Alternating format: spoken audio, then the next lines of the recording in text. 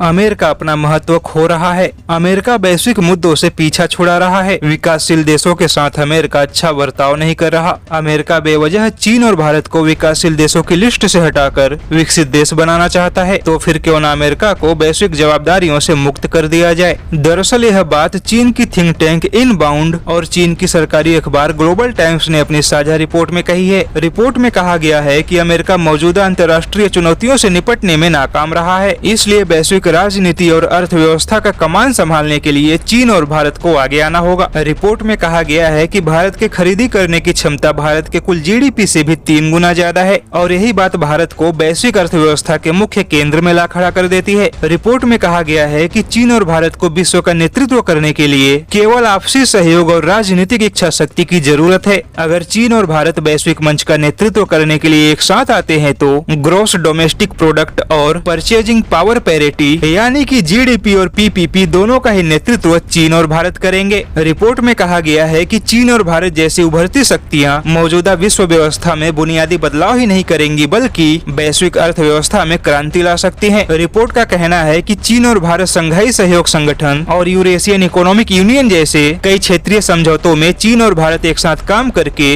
दुनिया के किसी भी चुनौतियों का सामना कर सकते हैं। वैसे हैरानी वाली बात यह है कि ग्लोबल टाइम्स और इनबाउंड की साझा रिपोर्ट में चीन और भारत को ही सबसे ज्यादा महत्व दिया गया है और इस रिपोर्ट में आर्थिक नजरिए से पाकिस्तान का दूर दूर तक कोई नाम नहीं है, जिससे यह साफ होता है कि चीन को भारत का महत्व बखूबी समझ में आता है और पाकिस्तान चीन के लिए केवल एक राजनीतिक मोहरा है।